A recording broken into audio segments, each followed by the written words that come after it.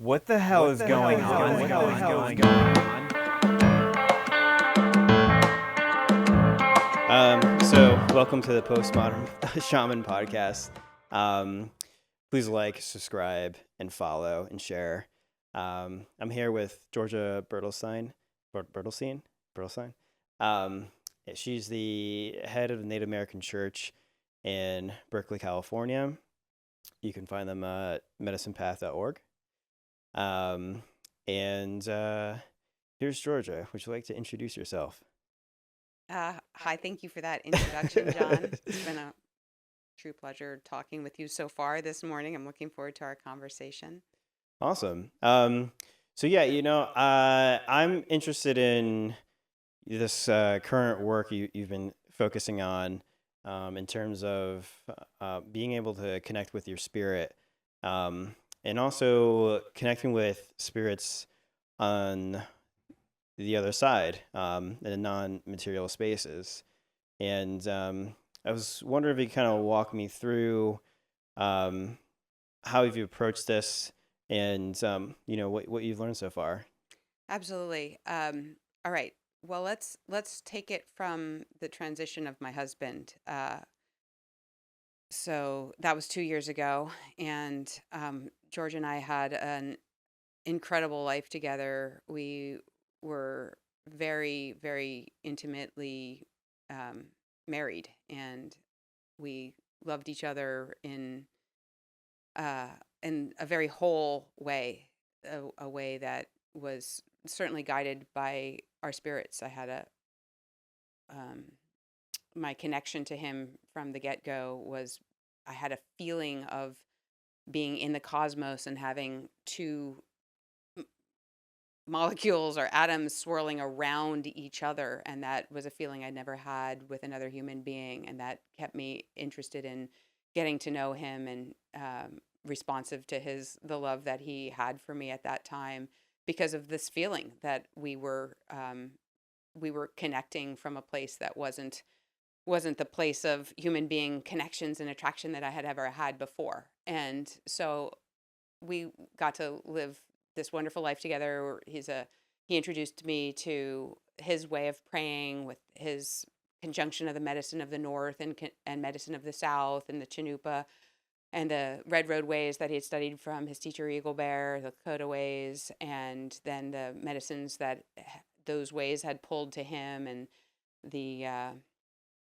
way that he was tapped in South America to carry Wachuma, and this incredible medicine life that we had together, that we shared with just hundreds and hundreds and hundreds of people coming here to pray in this way. And I was very, we had a child together, and we lived a human being life whilst having a very, very important, and a very significant medicine life together. We had medicine almost weekly for 13 years up until COVID.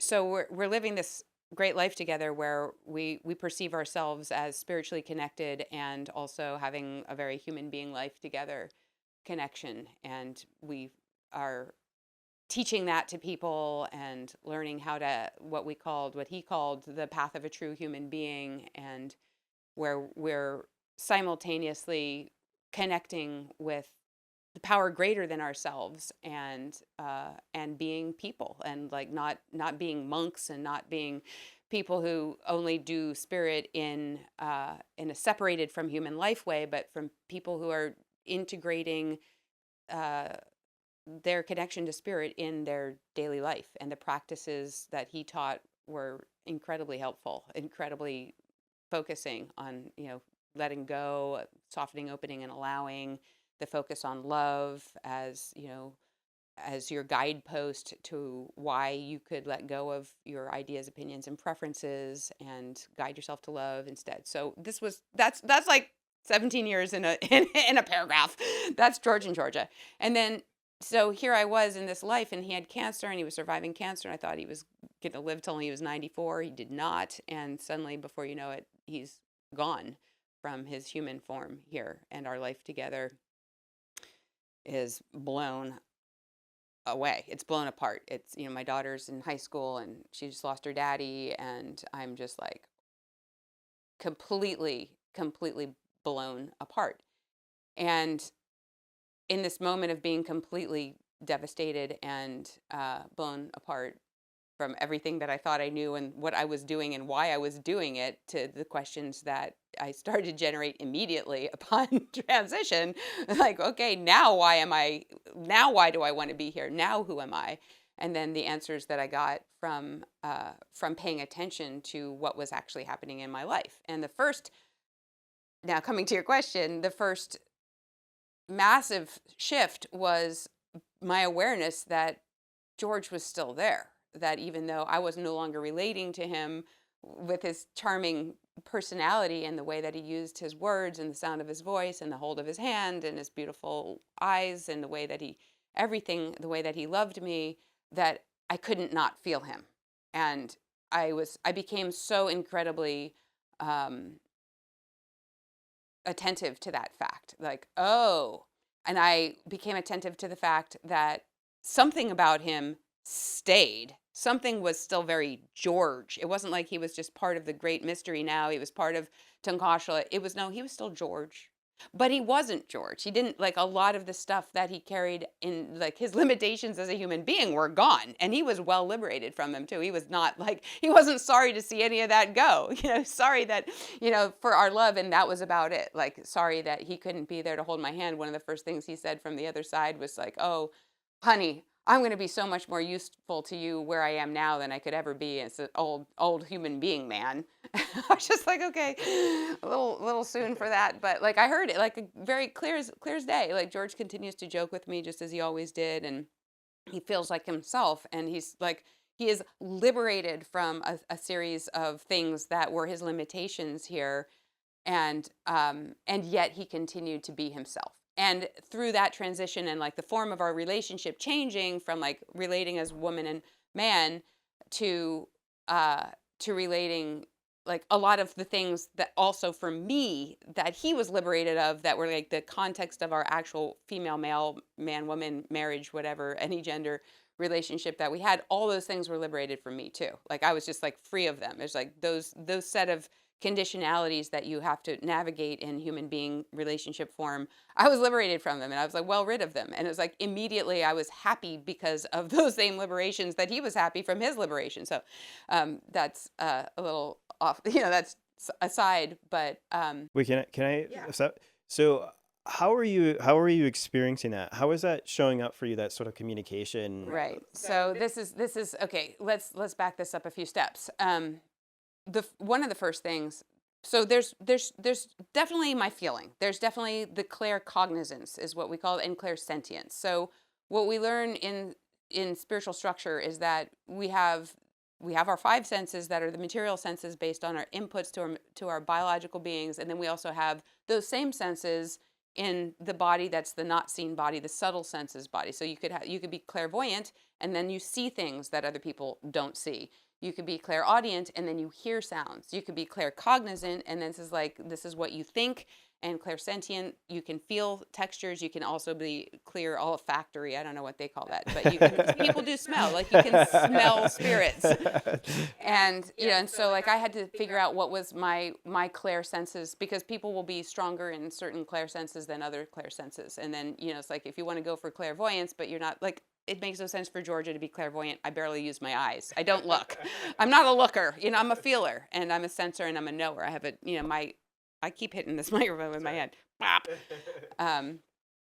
So like, you have, like, with your clair senses, you want to work with your strengths, or the way that you're designed, your human design. And I'm designed for clearing my channel and talking out my mouth. It like literally comes boom, boom, boom, boom. So sometimes talking, like literally talking, is the best way to also hear. Well, as somebody who's, for me, feelings, it usually takes me a delayed response to what I'm feeling. It's, I would say that I have a clair vision style, whereas the clair feeling style that you're channeling, I'll feel things, but it doesn't really, I can't make sense of it for a while. And for somebody who's separated from that, like, how would you describe that comes to you when you're feeling a sensation? Are you alone and you just it's a knowing that comes to you and you just it moves through you, or you? Dude, this is a great question. Like, this is the question, right? Because like you can't see it, you can't touch it. So like, how do we know? And you have to learn discernment is about it. It's not something, I mean, for some people, yeah, the light just goes on and boom. So back to when George first passed, a friend of mine who I'd known for a long time had become a medium. And he reached out to me basically at the end of George's vigil on Facebook. I hadn't been in touch with him for a very long time. He says, by the way, since we've been in touch, I became a medium. I already knew that guy had his veils lifted in Sundance like 25 years before that. Like I was well aware of like his path in that way. But his wife had cancer, and she was his soulmate, and he had trained up his medium skills, and he was like, George, if you want to hear some stuff that George is telling me to tell you, like if you're interested, let's get together. And so I started, like, that really helped locate me in the like, okay, I'm not just making this up.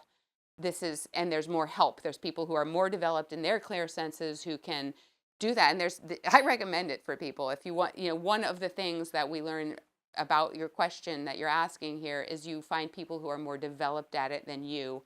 And like, I'm as developed as I am. I like to say I'm in first grade because I was in kindergarten before. And it's just like, if I thought I was in high school, I'd be deluded. It's just like, I see the practice level that I'm going for, but I'm a heck of a first grade student. It's just like, I know what I'm doing. I learned the alphabet last year, and now I've graduated to first. I've actually been promoted by myself to acknowledging my growth level.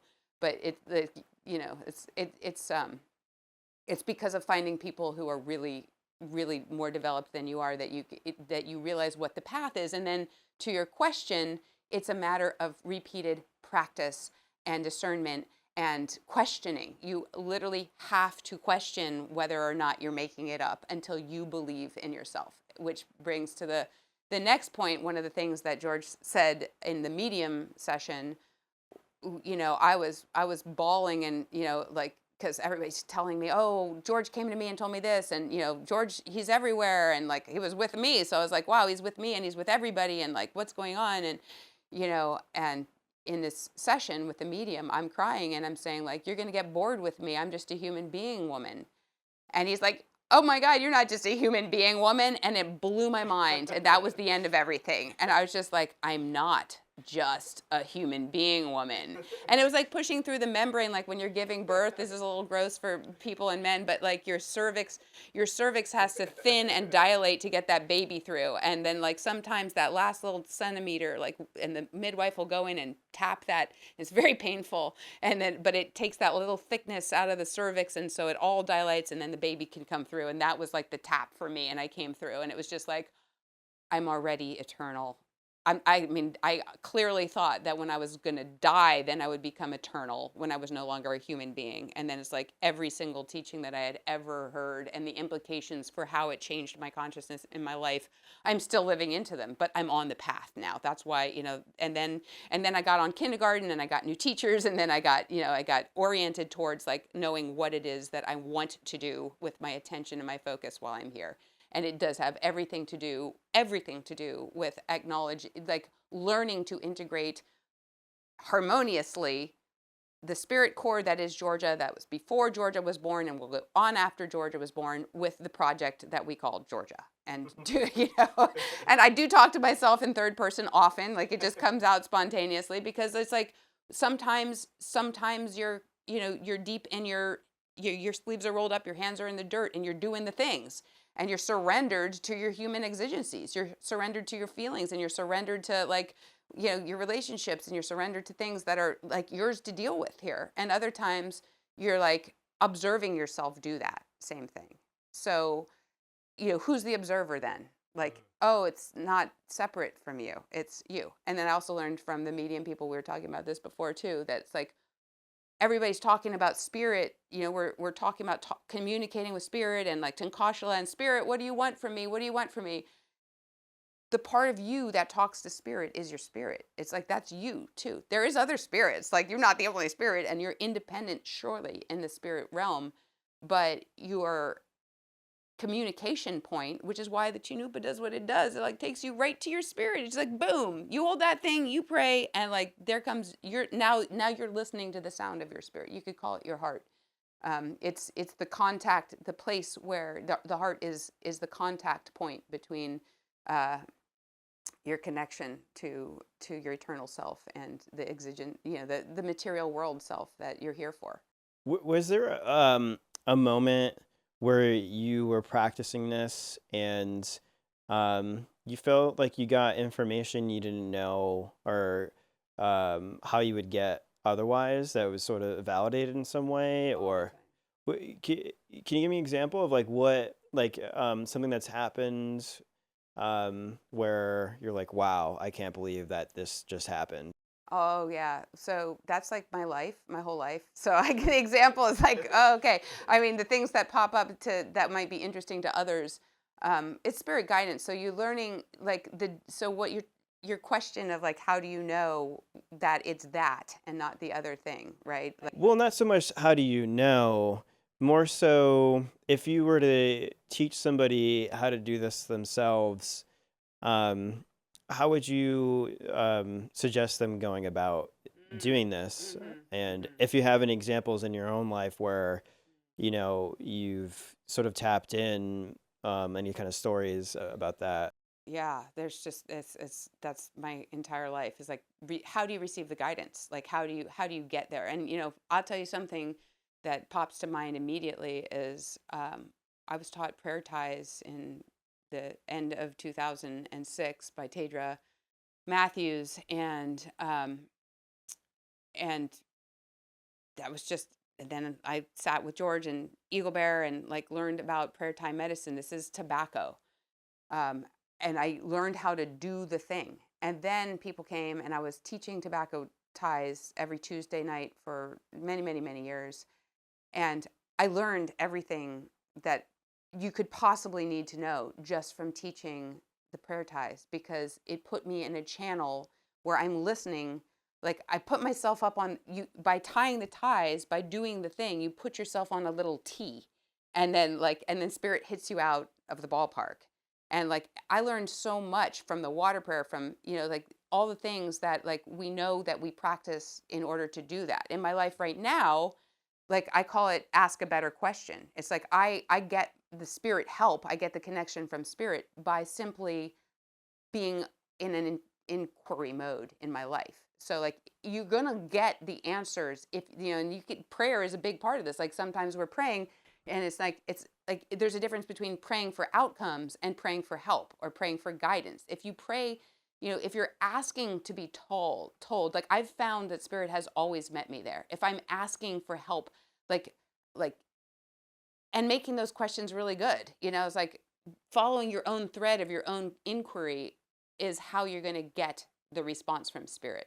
And I recommend that it's a very sober and mindful method. It comes down to like the basic practices that I believe are required for spiritual advancement, which is the illumination of thought, illumination of feeling, and the illumination of your will center. I don't think we can advance, no matter how much medicine we have and how much, you know, rainbows and unicorns, great ideas we have, all the wisdom in the world, is like it's not going to advance us. It's going to help us play to our strengths, but like what we're trying to do is add energy to the places that are stuck, and people call it shadow work or whatever. It's like all of us come with some bright spots and some nasty geometry spots, and we're here to try and use the strength that we can get from the elevation, from the medicine, from the good teachings, from the wisdom, from our love, from people who love us, from all the support and encouragement from spirit we can possibly get in order to do the hard stuff, in order to take courage to face our fear, to feel our hard feelings without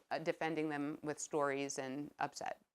If I feel like a lot of people don't really know how to pray. They don't know how to approach that. If you were to walk somebody through that process, how would you suggest somebody do that? Yeah, and you can do prayer with nothing. I recommend doing prayer with nothing. Also, you can do prayer with a chanupa. A chanupa is gonna, like, as soon as that thing is loaded and in a good way and held and smoked, the Tankashalas will attend you for your prayer. Can you actually show what a Chinoopan is and kind of describe, like as you're explaining how to pray? Um, so yeah, I'm sorry I cut you off. You were saying, No problem. as you said, somebody would Tankashala. What did you say? I'm sorry. Yeah, that's okay. You're saying like, how do you learn how to pray? Yeah, yeah. So, what my husband was the master of was this following phrase: be willing to consider there's a power greater than yourself. So we're so many layers deeper on that, where I'm telling you, like, you have already a power greater than yourself, that you're not, but like, just to begin to be willing to consider.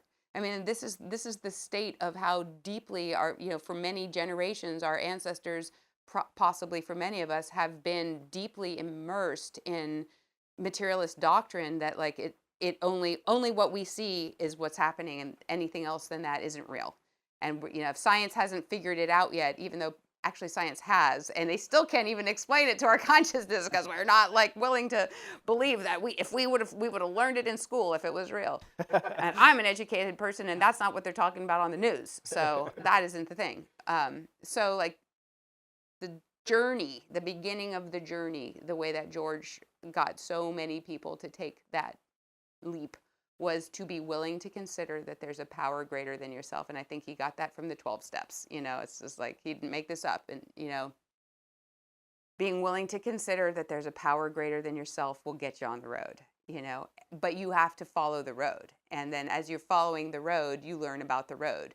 But you can't be on the road if you're not the one walking it. It's like, those are your feet on the road. Like, and then once you're walking your feet on the road, you start to believe in yourself, and you can feel yourself at such a deeper, it will gently, hopefully, and steadily remove the way that you thought about things and related to things in the past as you go down the road. But if you start by addressing something that is a mystery, you start by asking the first question. The first question is like, is there a power greater than myself, and how do I, given my egos, my identity self, relate to it? And you can start there and start asking the next question on that road, so that becomes your inquiry. Nobody can tell you; they can just point you. So, sort of asking that question, if there's a power greater than yourself, and I guess seeing what comes. But in terms of like a practice, once you address that, where do you go from there? Like, you have a Chinoopa in your hand right now? Like, if you were to like show, like teach somebody, okay, now you have a Chinoopa, and now you've asked this question, where do you go from there? When you pray, is there like a PowerPoint step by step? Okay, first you got to do, and like what's the because like, I've struggled with this. Like, I've learned prayer. Like, my background was, I grew up in a Catholic, went to Catholic school, didn't really identify with it, basically became an atheist, denied all of it, and then through my own personal inquiries and detective work of asking these sort of questions, is like, what's out there? How can I engage with it and interact with it? I got my own answers through actually going out and investigating. But with that system, every system has its own way of prayer. I remember like, Our Father who art in heaven, that would be like all that stuff. But I don't do that now. It's more of just speaking out through my heart, and sometimes bringing offerings of food or tobacco and things like that. But I'm just kind of like, yeah. So like, if you had like the PowerPoint of like, all right, this is how you pray, what would you tell somebody? Well, you opened up a lot of things for me to talk about by that question, and the PowerPoint. Like, I would like to specifically say, like, if there was a PowerPoint, then it wouldn't be what it is, because and there's a million PowerPoints about it. You can go to any bookstore. There are people who will sell you quite blatantly that they are telling you this 12-point thing, and and everybody will buy it because they want to be able to buy it instead of actually having to do it and to find it. you have to, what is coming with a good heart and a good mind? What is asking a better question? It's like the direction and the misdirection is like, nobody can sell you this. Nobody, like, my God, my husband, like what he offered, in his lifetime was so much for so many. It gave people so much, and it certainly gave me everything. But after he died, so much more was available. It was like 100%, like, oh no, change the game a little bit here, tweak that a little bit, because it's not like, my assertion now would be like, there is no amount of elevated thought, no amount of medicine that can do your life for you. It can give you a great bypass. It can give you the options, the choice points to like not perseverate on negative thoughts that were holding you back. But it's still not like, the elevation isn't the same thing as the illumination. And understanding what is illuminating as different from what's elevating it is an answer to your question, because I believe it's better guidance. I believe it's better to understand technologically why it's not simply enough just to relate to something outside of yourself, as like, you could just go like, oh, like the medicine said that it's all okay, and I know that whatever I'm struggling with is like, it's just an illusion, and that like, really, it's okay, and this gives you it gives you strength and courage, because it's true, and it's a good perspective, and it's not wrong. It's like, very importantly, significantly, potently true. But then why be the human being? Like, what are you here doing your life for? And how do you do the life part in a better way? And, there are a lot of beings, actual entity beings, that don't understand what the human being struggle is about, because they're so past that. They think like, they're going to help us by just telling us like, it's all okay. You can just like, you don't have to worry about that. You're all good. Yeah. Sorry you felt so hard. And like, and they don't understand. They're trying to help us by telling us this great news, but it doesn't help us, because then we die and we go to the bardo and we're like, oh yeah, I forgot to deal with that. I thought I was going to deal with it, but I have some jokes about the bardo where, like, you go like, you're looking at your life and you're seeing, you're like, and you look up at, your guides who are there holding your hand through the bardos, and you're like, yeah, I would have done that, but I was really scared. Yeah, and the guides are looking back at you going like, I know, right? They're not going like, you fool, you blew it again. They're going like, it was terrifying. You did really well. But you're the one going like, yeah, I was, I didn't, I was fearful and I didn't take courage. So like, how do you take courage? But that's definitely aside from the point. So we're looking at like, why I believe that like, elevation alone isn't enough for the spiritual advancement that I want. It's anybody can do whatever they want. It's like, elevation could be, just like the basic relief that you're not fucking up everything is probably good for a lot of people for their lifetimes. But like, I'm on the program of like, oh, some of the stuff that you do while you're here, you keep. And some of the stuff that you do while you're here becomes like George's soil in the backyard, like, and all of his stuff. Like, you don't keep your stuff, and you don't keep your ego, and you don't keep your body, but you keep something. What is it that you keep? And I'm focused on that. I'm going to go for like, what does Georgia, I'm on a treasure hunt in Georgia life. I'm going for like, I'm treasure hunting for what it is that I get to keep when Georgia no longer lives. And that's what's interesting. What do you mean by, I don't understand what you mean by what you keep. What are you referencing? I'm not sure what you're talking about. Yeah. So what do you keep? So this goes to understanding that what we are is energy, and we're a certain amount of energy. A human being isn't just the flesh and bone and blood and hair and heartbeat. We're energy in a certain kind of form that's following an amazing code. And so we're encoded into these life forms with the amount of energy that we have. So before I was referencing, like, we have some like, so some people look at it, and people with really great clear sense vision see us in a geometrical pattern. So if we see, like, oh, she's this tall and she looks like that, and these are her features. They see like, this is where you're shiny, and this is where you're dark, and this is the overall energy structure of you. And so I don't see things that way, but I do believe that to be true. So I reference that for myself about like, why, we all have like a lot of strange ideas about what's happening and who said what to whom, and like all of these things are how we think the deal is going down. But really all we're trying to do is add energy to these places that aren't shiny yet. And so I want to get as much energy to this form that I can, because I'm going to keep that. It's energy that we're going to get to keep.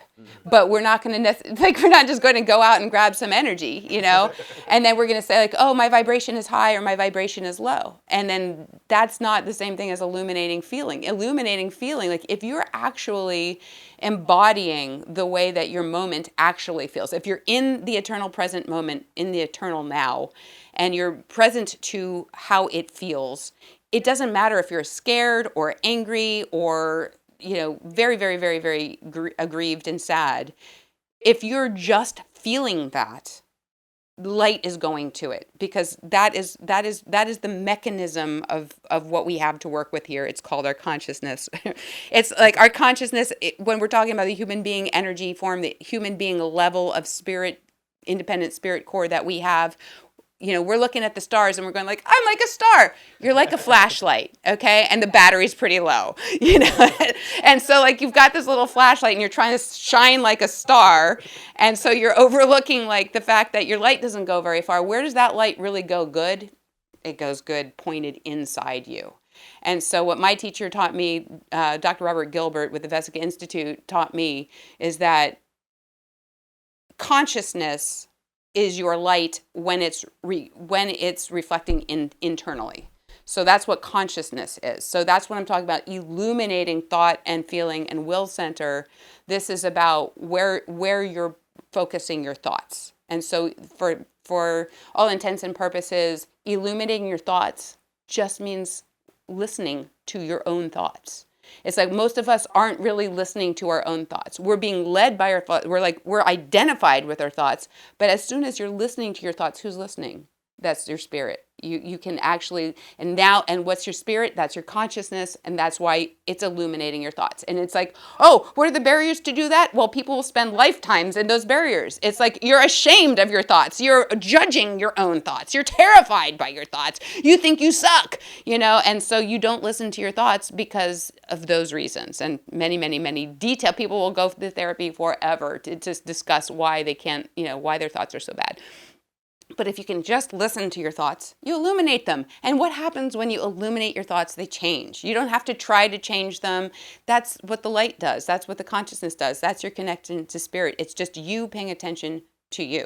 Same thing with the feelings. If you can actually feel your sadness instead of narrate your sadness or make yourself the victim or make yourself bad, because we all feel like we're doing it wrong when we're sad or angry, or it's like, oh my God, we've got ourselves coming and going. Like our actual feeling states, we're already judging ourselves because of them.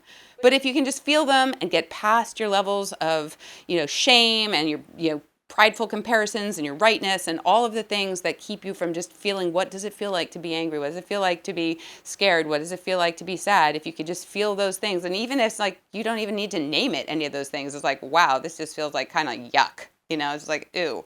But you don't have a story about that. Guess what's happening? You're illuminating your feelings. And then it turns out that all of your feelings are just as worthy of your attention as any of as the happy ones that we like. It's like but you skip that, you bypass that, because you don't have to feel hard things. Once you've got elevated thoughts, you get to like just skip back to the like, everything's fine. And it's like, so you can do that. And it's probably good for some lifetimes, because it was better than like just the struggle in materialist land where you didn't believe there was a power greater than yourself. But at least you've got a power greater than yourself. It assures you that everything's all right. And so it's kind of holding you through this lifetime, and you're not doing the work, and it's like, and you're fine with that, because at least you got to feel better than the other lifetimes where you just felt like flat out despair and suffering, right? It's different from suffering, so.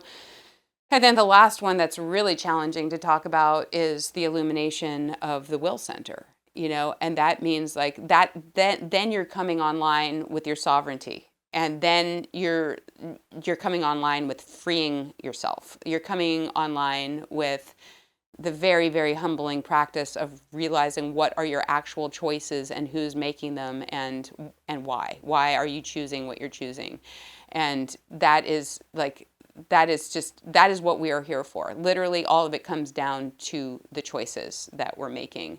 And the choices that we're making are so wrapped up in like defending why we made those choices, and Like, was it the right choice? Was it the wrong choice? Let me tell you, was it a good choice? Am I bad? Am I good? Am I bad? Am I good? But like the spiritual perspective, the spiritual truth about that is that once you know that you're making a choice, you're accountable to yourself for the choice you're making.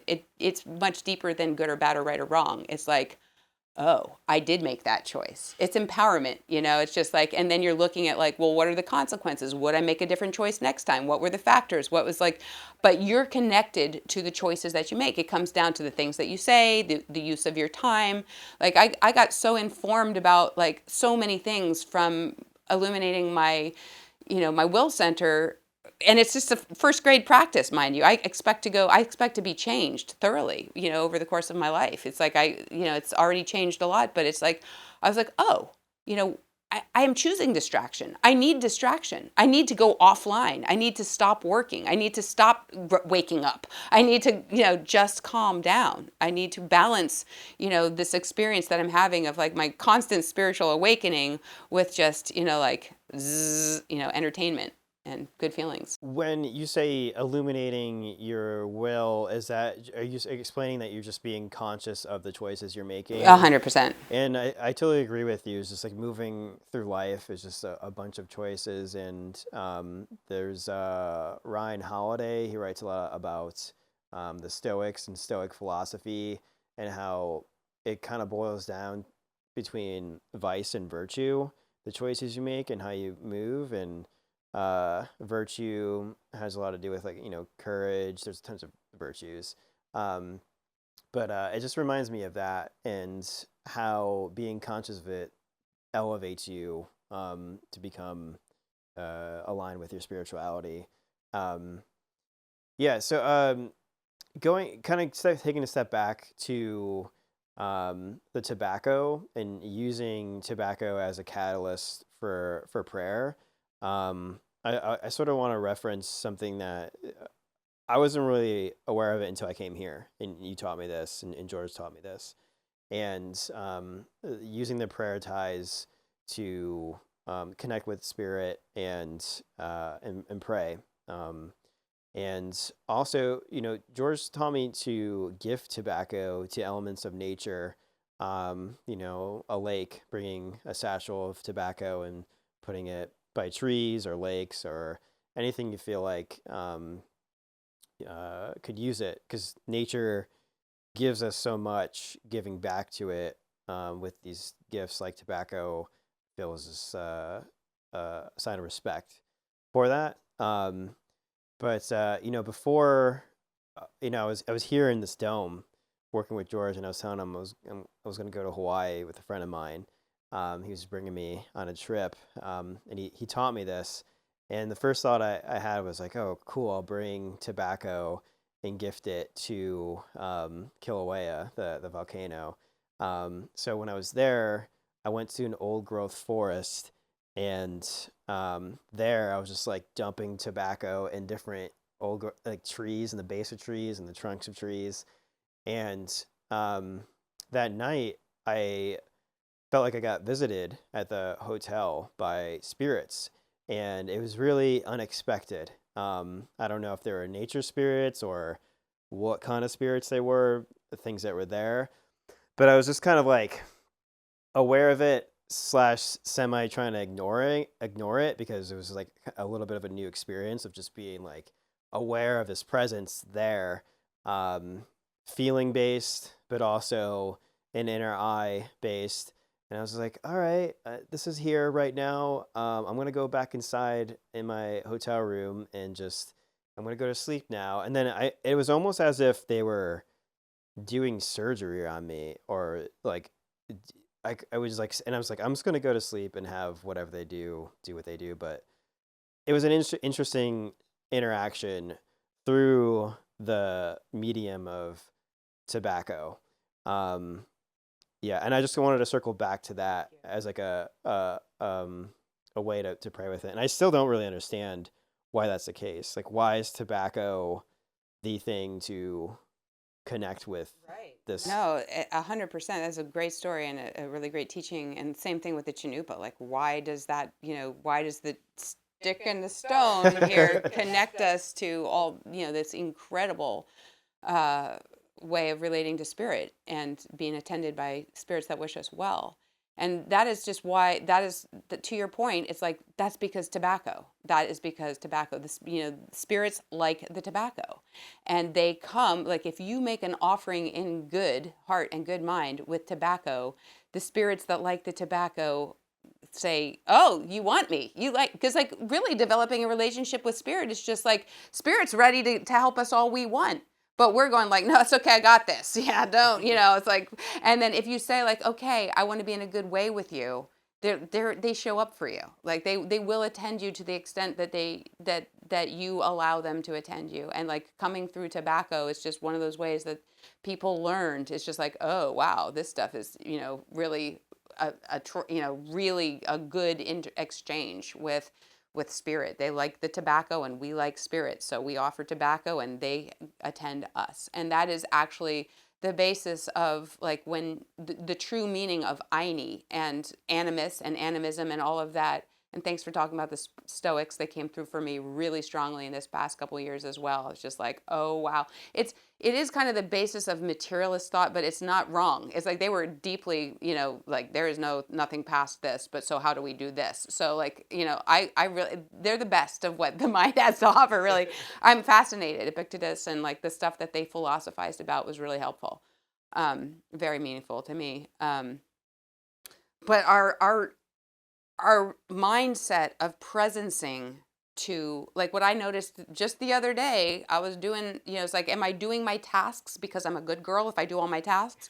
Or am I doing my tasks because I'm so into these tasks? Like, wow, I'm alive and this is what I get to do. And then I found out that like everything I love loves me back. Everything that I love loves me back. If I'm taking care of some old cushions on my old yard furniture because I want people to love sitting here and I want them to, to be welcoming, and it's just like, oh, I know you're old and I should replace you, but I'm going to wash you and put you back together carefully. And it's like, oh my God, my cushions love me too. It's like everything has spirit. Everything has energy. You can organize the way that you're approaching the moments of your human being life in such a way that you can feel the exchange that you're actually creating with the world that you're living in. And you can, and it's like, no, you can't, you're not going to be perfect at it. And you're going to go back to like, subject object relationship. And I need to do this now. And like, okay, now I'm just going to rush. But like, what about the time when you're not rushing? Like, what does that feel like? Like, oh my goodness. What it feels like is I never want this day to end, and I can't love it enough, but it's okay that I can't, because it doesn't matter. Loving it enough won't keep it here anyway. It's like, this is a moment, I'm having it. I don't know what it means. And like, I'm down for it. I'm here in it. And whatever is happening is so outside my ability to cognate about it that, like, wow, all I can say is I wish it would never end. Can you you're mentioning something before about sort of the upside down world and how things here are kind of like that, and I want to just relate that to tobacco, where with cigarettes is like the relationship to it is so strange compared to the reverence towards it in indigenous communities. Can you kind of explain what you were talking about with that concept of how things are backwards, and what were you saying about that?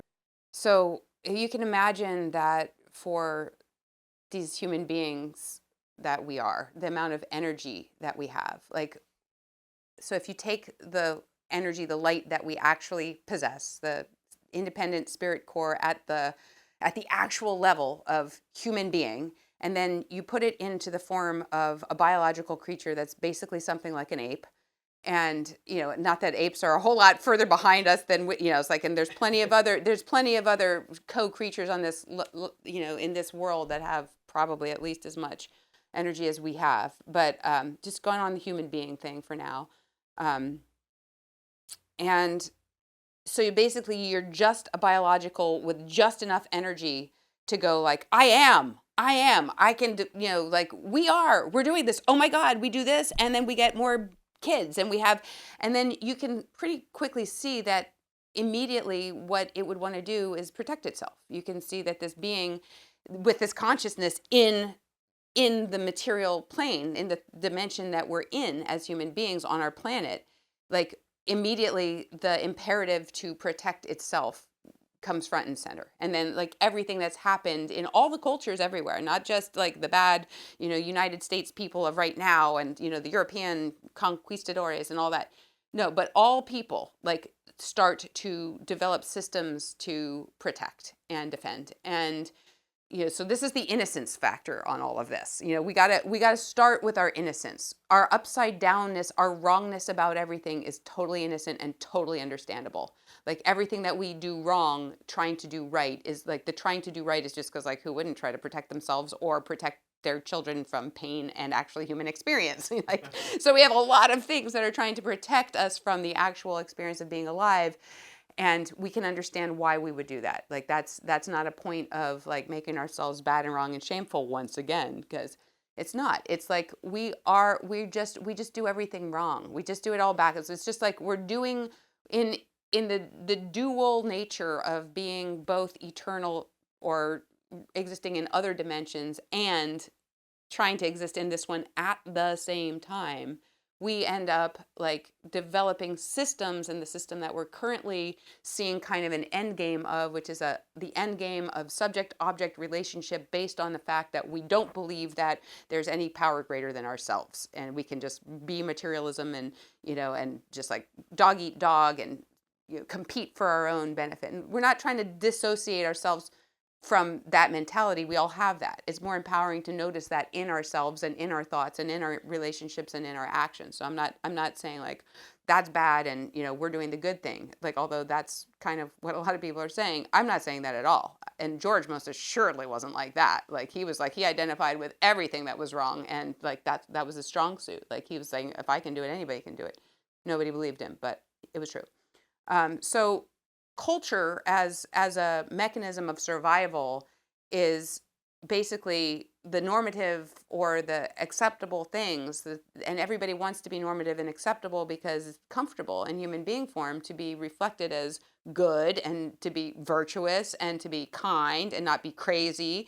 Like we want the reflection to be that way at all times. So the psychology proposes that, if you just heal your identity in such a way, then you will be well adjusted to this system. And I'm very upset about that because although I want everybody to feel fine about themselves, I don't think we want to be, well adjusted to this system because it's backwards and upside down.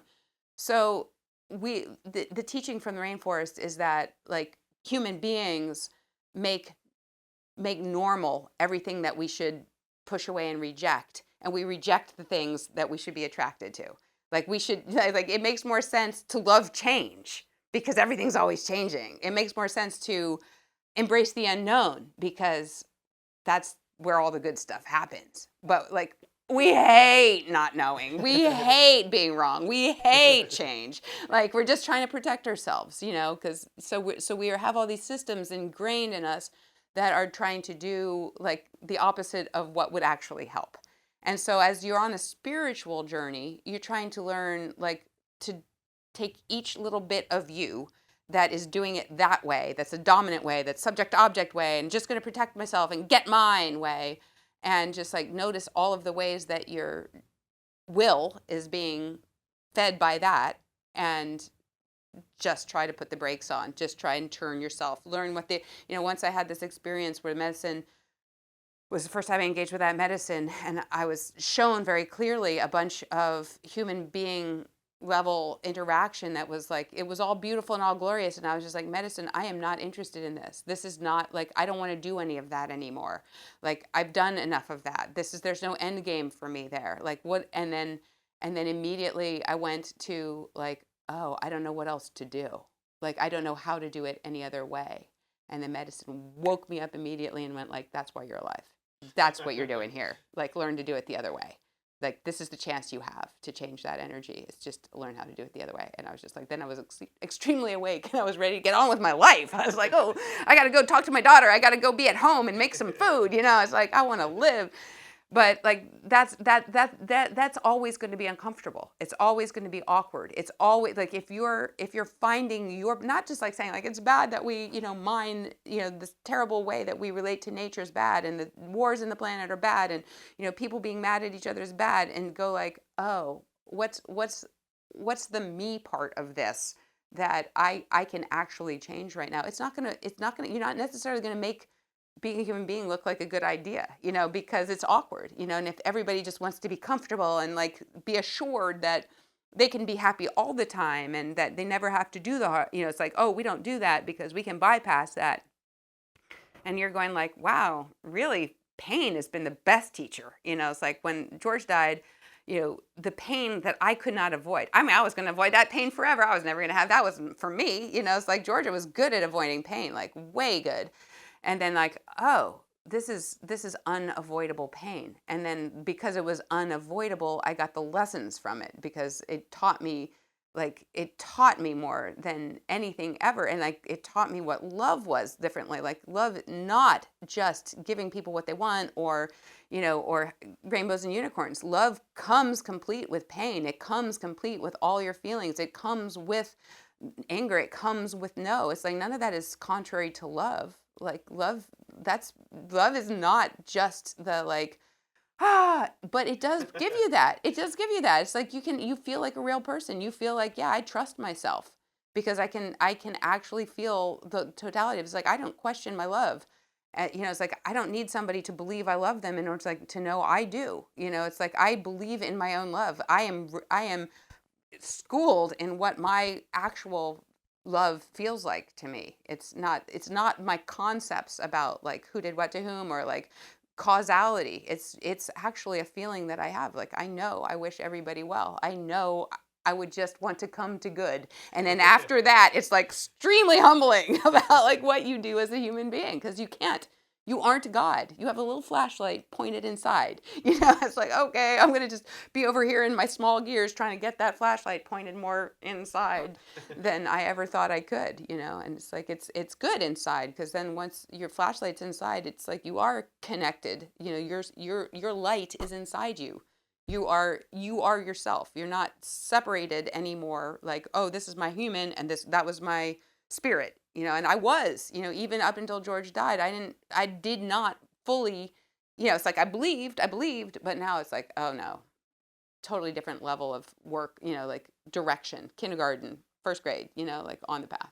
It's so strange. Like I don't know, I haven't struggled with this, I just more observe this. Is like, why do we have to constantly have our heart broken open to learn like spiritual lessons? Like why is that the catalyst to grow as a human? Is the breaking over the heart, open up the heart constantly, and the pain from that. It's just a strange mechanism to grow as human beings. But it's like throughout history you see it, and like everyone goes through it, but the suffering and pain of it is just can be unbearable. It's unbearable, and that is all there is to know, John. There you go. You just nailed the whole thing. Once you can embrace that, you can be happy. Because it's like if your happiness requires you not to feel pain, you can't be happy because your happiness does require you to feel pain, and that's just the truth. And like, yeah, I have complained to God at this altar with all the medicine in my body. Like, what's up with that, God? Because this is like I say, HR to God, HR working conditions down here on planet Earth are really hard. It's like, I'm not kidding around about that. Like, this is unfair. Like, everything that not the way I want it to be is the way that it is. And that's hard for me. And, it's like, and you have to be really focused on why you want that. Like, the more focused you get, like, if I'm really focused on, like, I'm going to focus on what it is I get to take with me, okay, now I'm willing to feel the pain. Because I want to take it with me. I want to add the energy to that part that hurts, and you can't do that if you're defended around that. And who wouldn't be defended around that? Who wouldn't be an addict? Who wouldn't bypass? Like, why wouldn't you do that? Like, perspective shift here. It's like, this is not something that should be stigmatized. It's like, you could understand it. It's just like, and if it works, it's like, and it's painful and it hurts people, it's like, this is the human condition. This is what we're in. Like, we're trying to avoid that, which, that for very good reasons, because it hurts. And that is, that is understandable. Yeah, and it's, different people sort of manage that pain and express it in different ways. And there's, goes back to the will and the choices things, and I have a lot of friends who are artists and very sensitive people, and make bad choices dealing with their pain, to kind of not feel it, with addictions to different things. And, other people channel it in more positive ways. And yeah, that choice to go left or right, and in terms of like holding on to it or letting go, is something I feel like everyone has to go through. But it's really difficult to watch people you love, especially friends or relatives, that take the black road, or I don't know if you want to call Yeah, it. I think that the Black Road teaching could use some up leveling around here too. But yeah, I mean, I would go with, like, the paradigm of bad choices to be the paradigm of, like, understandable choices but not moving forward, and like it's like, I believe that the actual, what is actually required to move forward in the current human being situation that we find ourselves in is courage. It's like, it's just literally courage. You can't get enough of it. And how are you going to take courage? You have to first, you cannot take courage without knowing that you're afraid. And then you have to, like, already to just, like, actually relate to yourself as afraid is already so many steps of, like, how of energy and, like, and nurture and safety to even, like, people are just running from it because, like, the conversation, when we're back on the normative ethos, like, people are coming out, people give birth, they have babies, they put them in school, and from the get-go, everybody's expected to be able to human. Like, well, you got fed, you got what you got, and you're supposed to just, like, be able to human. And, like, nobody's actually, like, the elephant is in the room. It's like, I don't know what I'm doing here, I don't know what is going on, I don't know why I'm here. And everybody's going, like, here's who you are, here's your parents, this is your culture, this is your school, this is what you're good at, this is what you're bad at, and that's supposed to be enough for you. And it's like, it's not addressing anything that you might need to know about, like, which would definitely start with, like, so you're a human being, it's going to be really hard, it's going to hurt, and everybody's, like, trying to protect their children from feeling any pain. And, like, everybody's developed this really fragile ego because, like, of, like, people, mommies, and I'm not blaming mom, that's a whole nother story, but it's just like, you could understandably understand why any woman wouldn't want her child to feel the things that there are to feel as a human being. And yet we give birth, to these beautiful beings who wanted their lives, and then it's like a bait and switch. It's like, oh, yeah, now it's hard, but there's no guidance. So I hope you behave well. It's like incredibly challenging. It's like, and nobody's, like, talking about, like, yeah, you're going to have to make sovereign choices about stuff that you don't know why you would make those choices. And nobody's pointing you to, like, to the internal job, the inside job.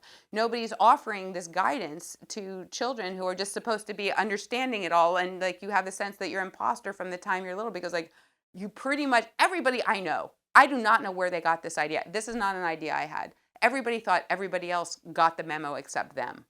And, like, that is, like, the basis of some major misunderstanding. Nobody has the memo. There's no memo.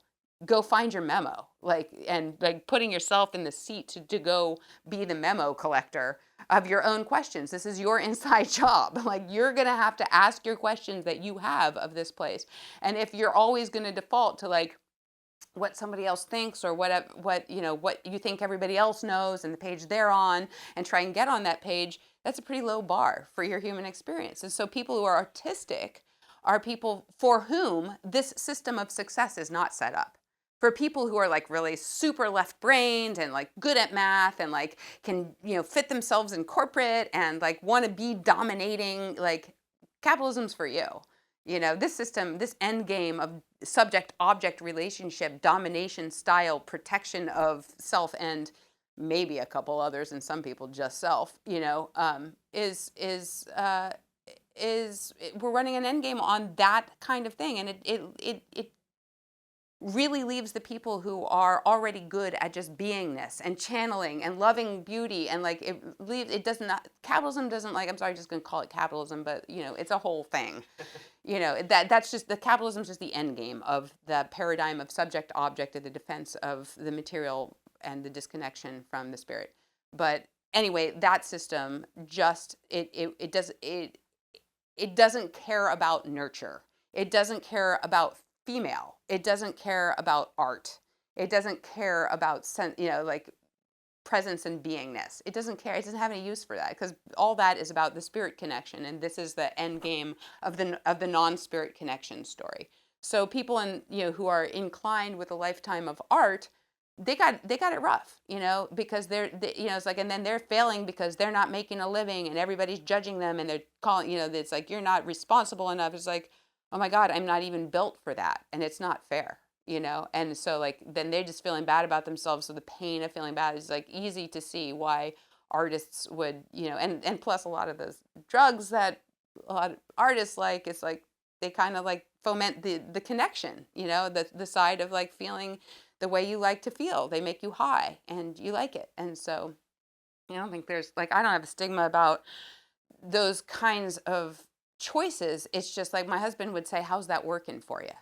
And like, how's that working for you is one of those really great questions. How's that working for me? Like, and that's where you can dive in on your own thinking of like, why am I choosing to do this? And then if you can use those questions to unpack, I'm doing it to avoid the fact that, this world is chewing me up and spitting me out. And I don't know where to turn for any good guidance. And I have questions that aren't being answered, and I feel alone in my struggles, and I don't know how to connect to my own spirit, and I don't know if there's a power greater than myself. Now you're on to something, right? Now you got something you can use. And the 12 Steps program is really good at onboarding people. Like, I think George got his start from that, like 100%. It's like great wisdom and great teachings, and it really speaks to the thought process of today, the here and now, the day and age.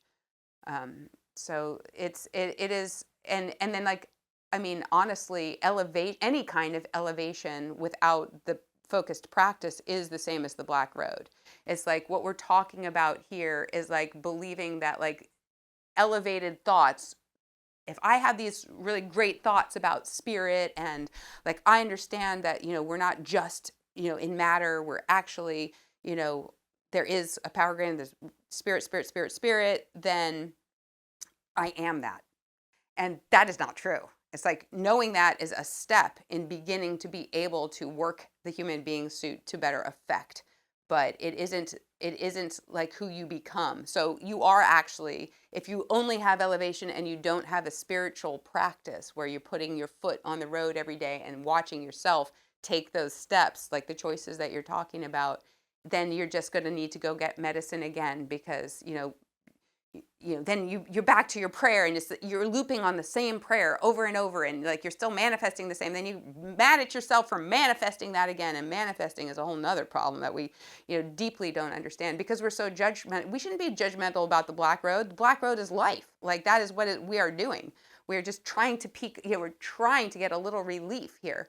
And then we're not being well guided into like what is the process of illumination is not taught, in the medicine gives you the elevation, but you're like looking for like, so how do I do this actually? Which is, it's not glorious, and everybody looking for the glory. Everybody, it's the best feeling. It's like, I've nailed this. And it's just an ego story of like, I've nailed this.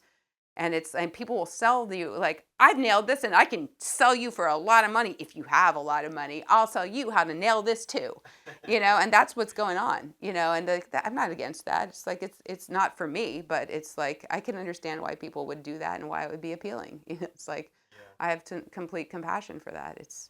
That's life in the human being, self-delusion is the human condition. What are you going to do? The teaching of the Red Road is so incredibly relevant, and also ties to a lot of other cosmologies, the Buddhist cosmology and the Western esoterica about the Middle Road and the Michaelic Age. And this is a really important piece of of the overarching big picture of where we are as in our energy and in our development as humans as a whole right now, which has it goes to Christ and Christian stuff and all kinds of that. But the Red Road teaching is like, it is central to how to walk in a harmonious relationship between your material needs and truth and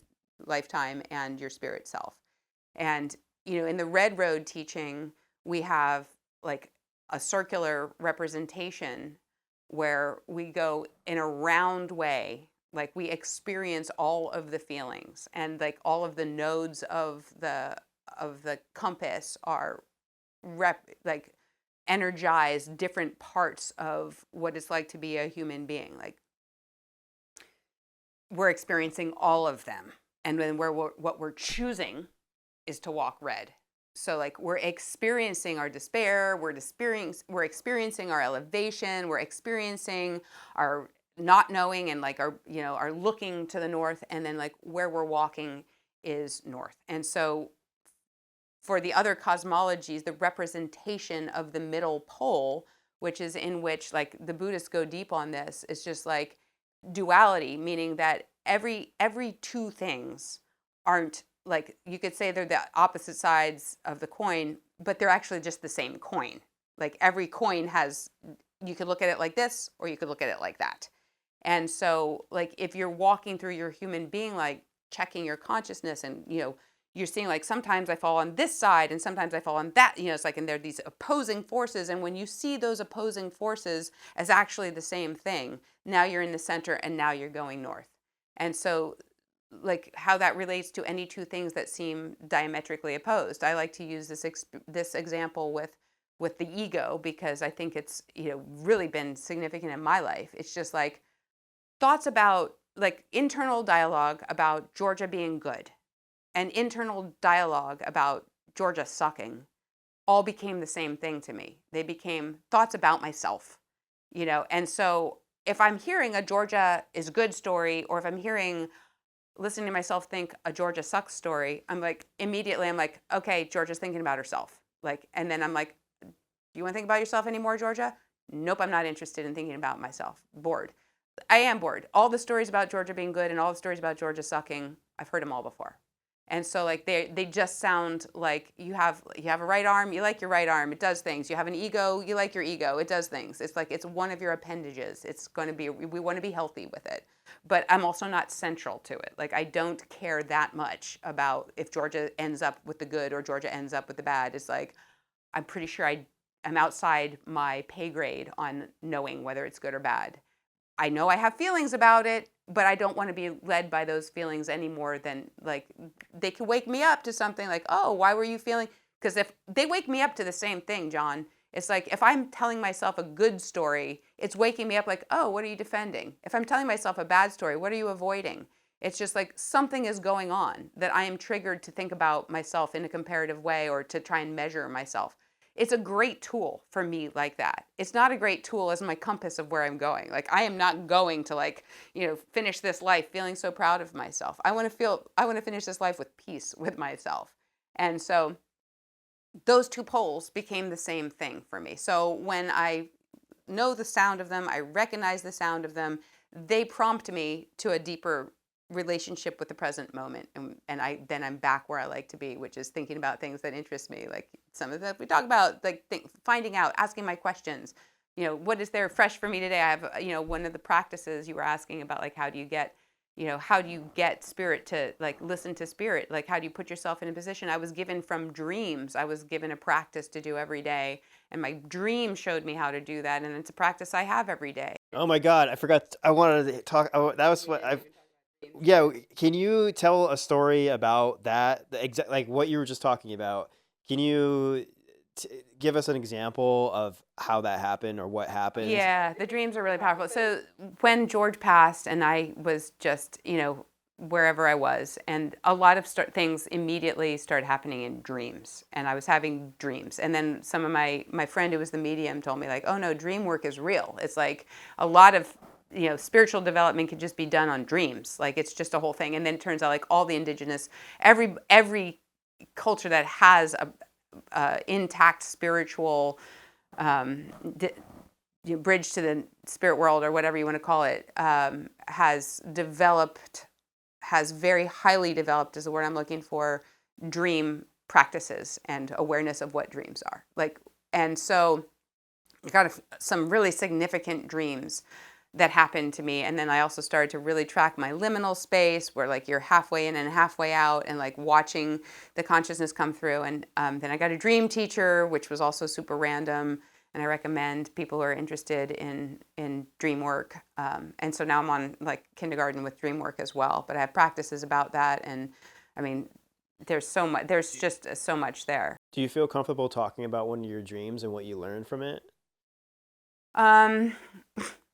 Randomly, sure. I mean, there's so many, but like one of the things my teacher teaches, like even people he's learned from, it's like sometimes like there's this active dreaming thing where you go on purpose to dreams, and like instead of trying to fall asleep and then wake up in your dream, you actually go into your dream state from waking.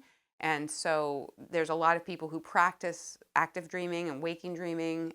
In the book you sent me, I saw a little bit. They had like I think it was conscious. I don't remember what the word was, but that represented that. But then there's dreams that you didn't ask for, that they show you anyway, and that you get to keep. So I had, a couple of really strong George dreams after he died, and I mean, couldn't tell you if it was 6 months or a year and a half. Like honestly, time isn't really. But one dream was.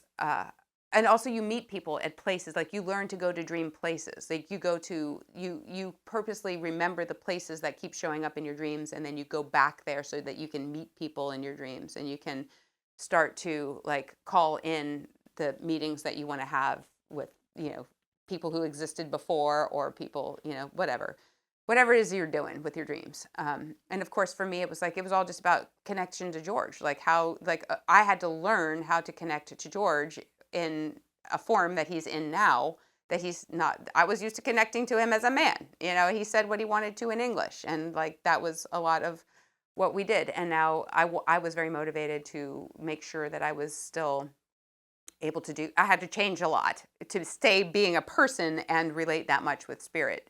And it became necessary for me to do that, which is why we're talking about things we're talking about. But George came to me in a dream. And it's funny because it was just exactly like everything he ever said and everything that I think. But nonetheless, the fact that it was this particular image was just so incredibly helpful. So he's wearing a cloak, and we walk, there's a riverboat, and we walk to where the wheel of the riverboat spins.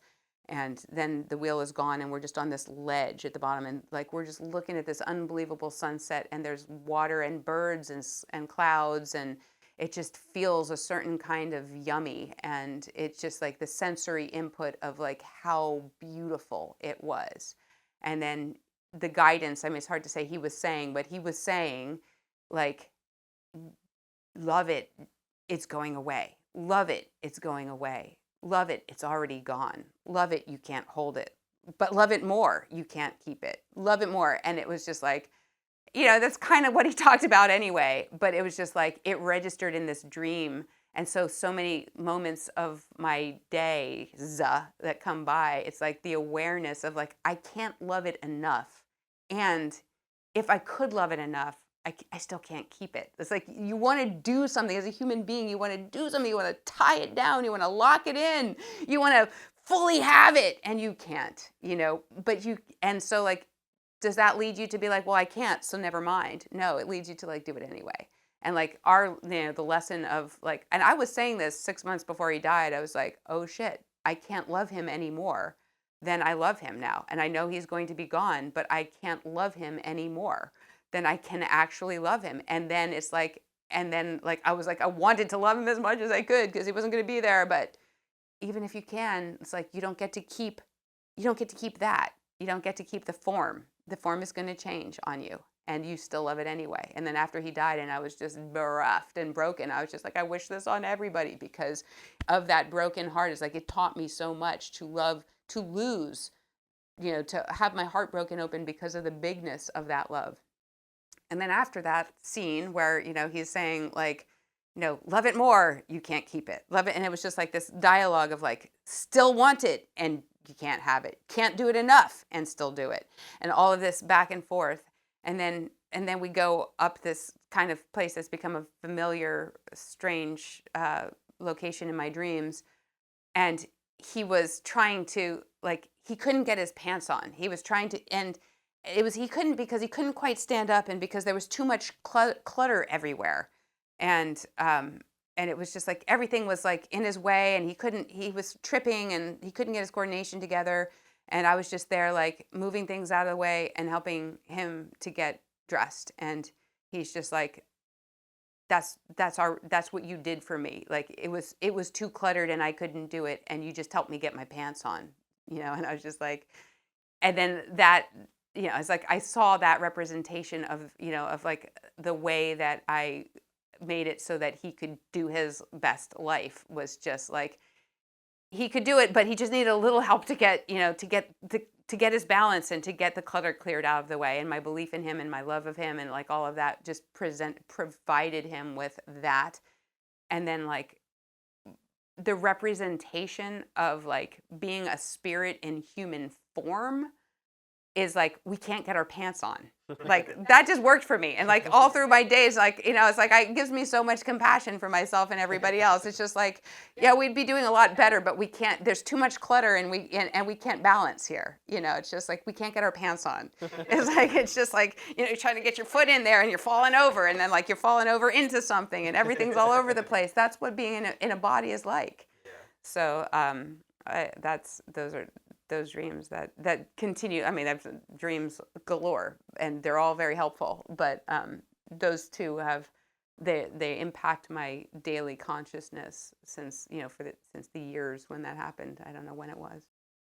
Yeah, being a human is very comedic, and like just kind of, I feel like having that sort of way of looking at it is important. Like you can't get your pants on or whatever. It's just having a sense of humor and humor about being a human being, I think, is really important. Just to, be able to laugh at yourself, because that's the case. Like, it's so much harder than we could even say. Yeah. And we're all doing such a good job. And that's basically, I've come to see like the base of my compassion when I realize how hard the job is. Like, actually, I'm just like, okay, I'm not going to be unkind to Georgia ever again. She's just doing her best. And like, whatever she's got going on, she comes by it honestly. And so does everybody else. And it's just like, I don't even have room for unkindness to to myself, and that I afford that to everybody else the same, because it's just that hard. As for dreaming, like, I do believe that, we can safely treat our dreams as our real life and our real life as dreams, because they are most assuredly both. Yeah. Both are both. And I am trying to wake up in both, and it's like practicing waking up in dreams and practicing waking up in reality, and not seeing those things as incredibly different, is just one of my little courseworks here in like planet Georgia life. It's a really powerful statement. I think that's very spot on. I think it's about noon-ish, so we should probably wrap up. Thanks for doing this. Really appreciate it. For everyone listening or watching, check out medicinepath.org, Native American Church in Berkeley, California.